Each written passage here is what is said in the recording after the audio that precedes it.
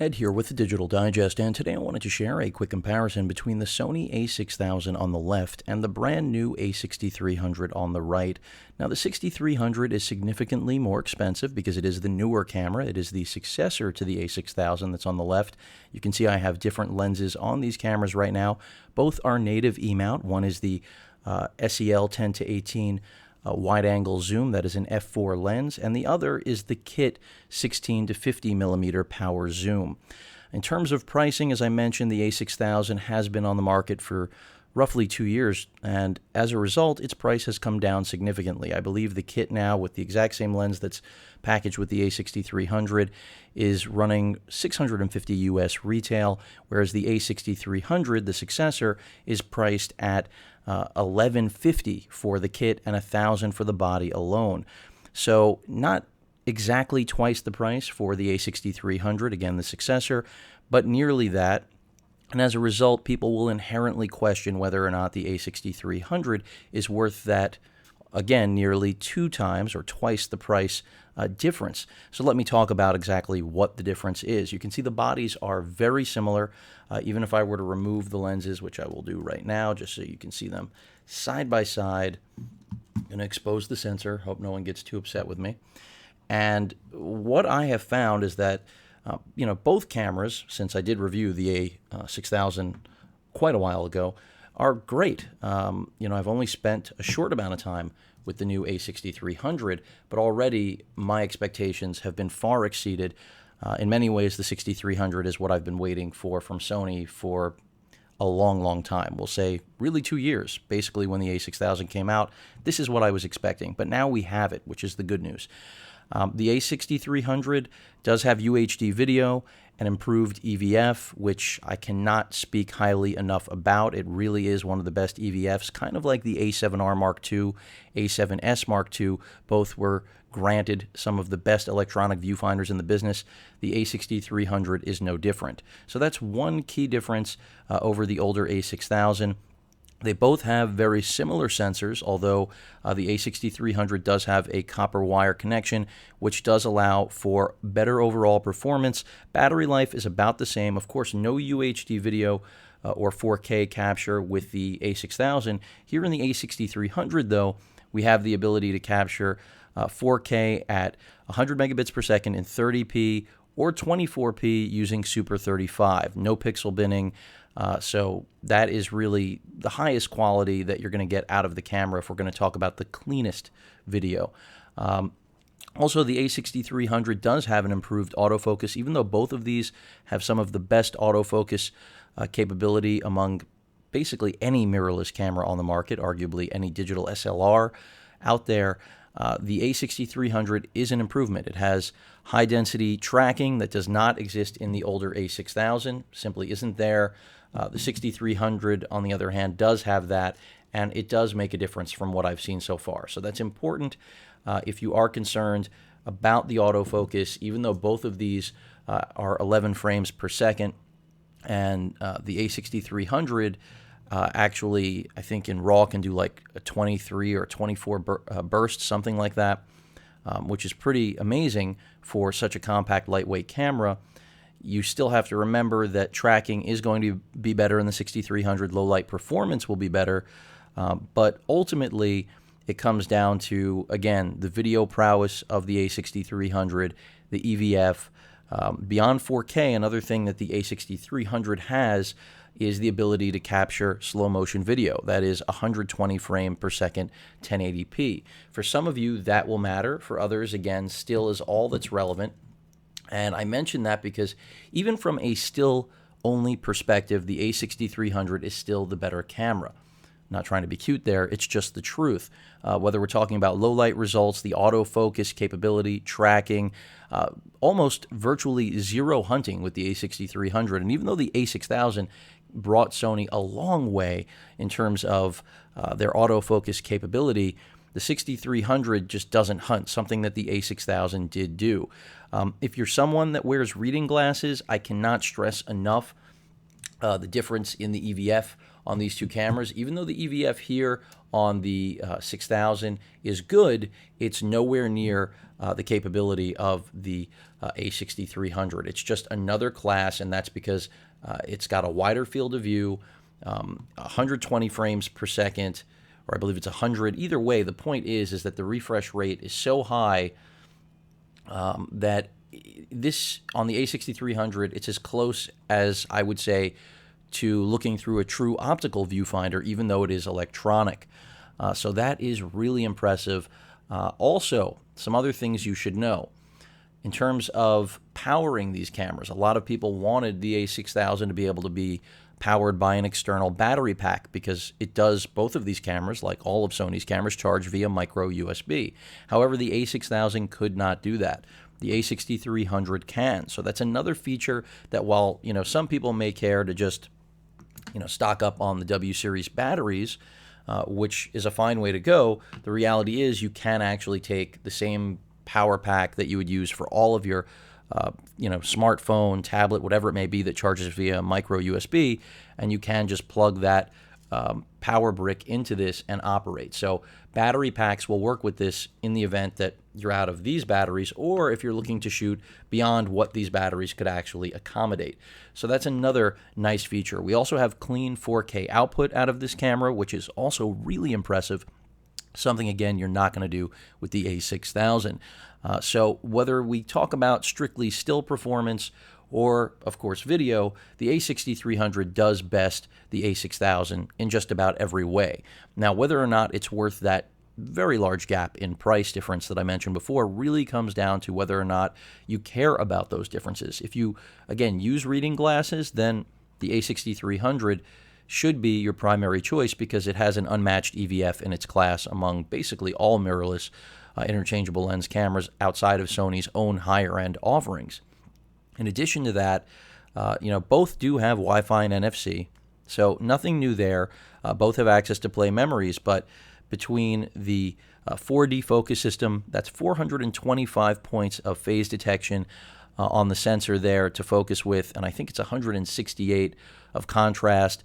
I mean, it is significantly more than anything else you're going to find on the market.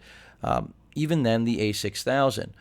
So what I think to many of you seemed to be an incremental step with the A6300 up from the A6000, I can assure you that is not the case. The A6300 really is a game changer, in my opinion, for Sony, something that should have come out at the time of the A6000, but apparently this was the roadmap. Also, no overheating with 4K video here. So if you plan on using this as a UHD video capture device, you're going to be in good shape between the clean output and the fact that it's not going to overheat on you, which means even though it's relegated to 29-minute clips like any still camera here in the States, you can forego the batteries, use a battery pack, and you're not going to hit an overheat wall. So something that even the much more expensive full-frame A7R Mark II had issues with until it got a firmware update. Really, ultimately, it comes down to whether or not you care about that video capture, whether you care about that EVF. Those are really, in my opinion, the most significant things. Of course, the autofocus is better on the A6300, as I said, as is the tracking and overall speed. I mean, just to get rid of the hunting, some of you may want to move up to the A6300, but that in no way takes away from the A6000, which is still one of the most competent mirrorless aps-c cameras on the market, especially with its newfound low price point. So it's kind of one of those things where, because there's such a gap in price, I can actually say they're almost as good as each other when you think about it, because you certainly are paying for the performance difference you're getting with the A6300, as you will not find this camera discounted at all. And the A6000, even though the 6300 is its replacement or successor, Sony did come out with higher pricing, as they often do, like they've done with their RX100 line. Anything that they see that's popular and sells well, they tend to bump up the price. It just gives them more padding, obviously, for when the cameras take a ride down that pricing over the course of their lifespan, kind of like the A6000. I believe it was $899 back at launch for the kit, and here we are, and it's $650 now, and you can even find it for less, of course, if you go to the used open box market, even less than that. So I've seen it as low as I think it was sub 400 through Amazon at one point through their warehouse open box pricing. Not that I'm recommending that, but if you are looking for the budget option that still is not going to sacrifice performance and you don't care about video, the A6000 is a gem. Don't misunderstand me for a moment. But when you take into account everything the 6300 embodies, it is in many ways like the A7R Mark II, the culmination of what Sony has been building towards. Also, I want to point out the change in finish, while it may just be cosmetic, it isn't. It is actually a heavier, larger camera than the A6000, and that's a good thing because one chief complaint with, I would say, many users was whether or not E-mount cameras like this that were not full frame, like the new A7 II series line, were actually robust enough to support a lot of those large full frame lenses, or even some of the E-mount lenses that are just generally a lot larger than the cameras and make them front heavy. Well, now with the increased size here on the body, there's no question you have a much more suitable camera, in my opinion, and I'm going to show you right now side by side so you see exactly what I'm talking about. When you look at these, I mean, look at the difference right there. It is substantial, and that is because even though some of you may not like the extra added weight, although it is minimal, if you're going to talk about throwing a large lens on one of these, the A6300 is definitely more suited to do that. And that is something that Sony did take into account when making this refresh. So definitely another welcomed addition. The only thing that's really pretty much the same is the LCD. I mean, and also button layout. I mean, when we look at the back of this camera, A6000 again on the left, A6300 on the right, you will notice that the layout is pretty much identical. Nothing has changed, and that's because nothing needed to. On the top dials, both the mode dial and programmable, that did change, but it didn't change in terms of layout, it just changed in terms of designation. You can see here, there's no MR designation. There is here. I mean, beyond that, these cameras are fairly identical in at least, at first glance. But as I've mentioned, again, 4D focus, 4K video capture, Super 35, which is completely clean, no pixel binning, that 120 frames per second, improved EVF, charging through powering the camera through the micro USB port. These are all critical enhancements. So at the end of the day, ultimately, I think budget is what will decide which camera is right for you. If you have the budget to spring for the A6300, there should be no hesitation. There's nothing else on the market right now that performs to the degree, especially in the form factor that the A6300 does. And Sony also has an abundance of, maybe abundance isn't the right word, but some pretty solid power zoom lens options for the A6300 for those of you that are video centric. So whether we're talking about the kit lens that comes with it, which is a power zoom, or the is it the 18 to 105? I'm trying to remember. They're really, the 18 to 200 power zoom. You have several power zoom lens options. The 18 to 105, I think, is priced at $600. The 18 to 200 is closer to $1,000, which I have reviewed. I have not reviewed the 18 to 105, but at $600, it is an incredibly popular lens, and understandably so. It produces both quality still and video results at an affordable price. And the same can really be said of the 18 to 200, even though it is significantly more expensive. This is one of my favorite lenses in the entire lineup. The SEL 10 to 18 f4, the wide-angle zoom, and that's because it actually can be used both in the full-frame world as well as the aps-c. And again, the form factor is just amazing when you think about it. I mean, this is what the E-mount is all about. Of course, there are bigger lenses with far more elements inside them, which is why Sony had to bulk up the A6300. If you are going to put, any of their newer glass on here, especially the FE glass, maybe the Master Series stuff, you are going to need that extra heft in order to actually feel confident in the build. Whereas the A6000 was definitely more robust than, say, the previous generation, the NEX6, but still, I would say, far away from what we've ended up here with the 6300, even though they don't look that much different. I mean, the power button stayed the same, the shutter button stayed the same. Also, something I didn't point out, the A6300 also has a silent mode where you can, basically shoot using the electronic shutter and hear nothing. In terms of your autofocus, it does drop down to 3 frames per second, but if you are in a noise-sensitive environment where your subject is going to be disturbed by, hearing the shutter, this camera, again, gets the win, where the A6000 just does not have that capability.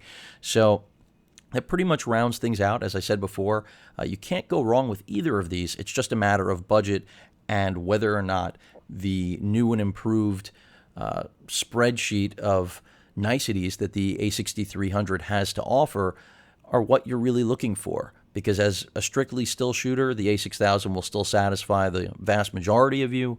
However, if you care about video at all, the A6300 kills the A6000. And then everything else that I mentioned, both in terms of still improvements, functionality improvements, just add, basically, making even a stronger case that the A6300 is really ultimately the best, one of the best mirrorless cameras on the market right now, especially ounce for ounce, because look at its size. I mean, if I compare this to my A7R Mark II, granted one is full frame, one is aps-c, so different sensor size, different lens as well going to be native on it, even though this will take any E-mount lens, as will the A7R Mark II with crop factors in play.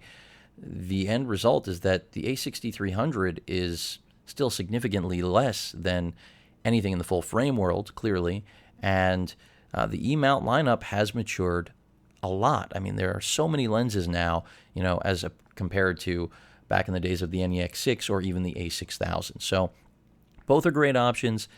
For me, the A6300 is what I've been waiting for. I've mentioned this time and time again in my coverage of this camera.